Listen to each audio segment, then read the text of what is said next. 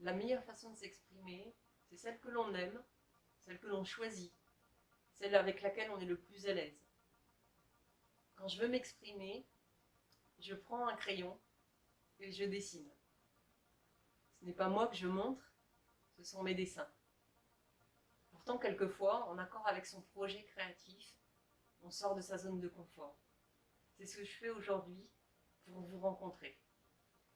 Je suis Myriam Eyane, architecte plasticienne, et je propose des formations en ligne sur la créativité à partir de l'outil dessin.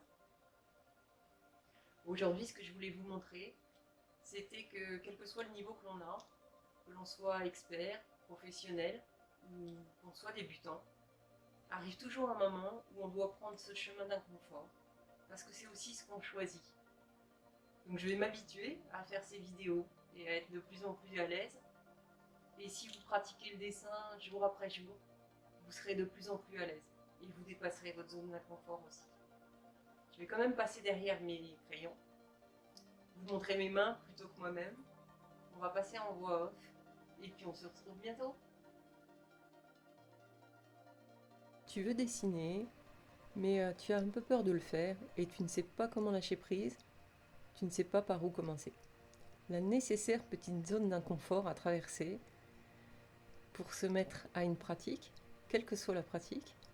En ce qui concerne le dessin, souvent on a peur de mal faire, on a peur de faire un mauvais dessin, d'être nul.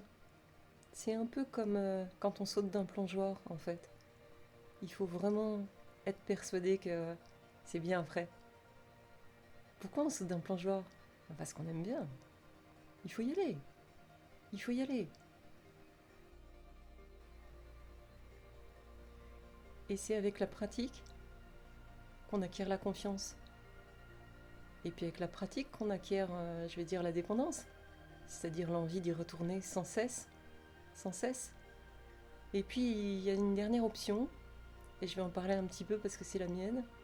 Quelquefois on a tellement envie de dessiner, et on le fait un peu comme si un tigre nous poursuivait. Et on prend un papier, un crayon, on dit peu importe, on saute. On sort de la zone de confort, on n'est pas très à l'aise. Je vous avoue que ça m'est arrivé aussi de reprendre le dessin après de longues années où je n'avais pas dessiné. Je m'accrochais un peu à mon crayon, j'étais pas bien, j'étais pas bien. Mais en même temps, j'ai eu cette fierté de finir le dessin.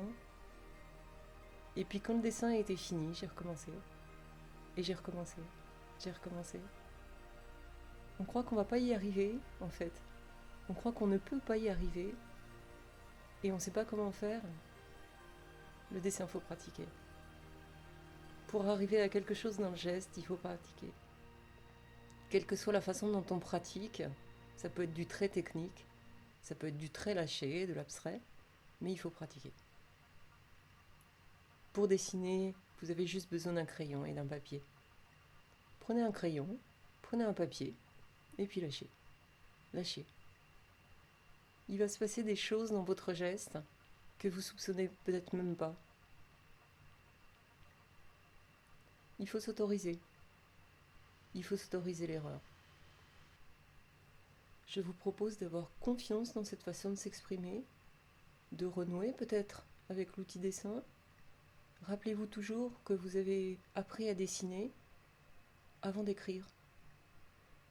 Je ne sais même pas si vous avez appris à dessiner, vous avez dessiné avant d'écrire. La bonne façon de s'exprimer, c'est la vôtre.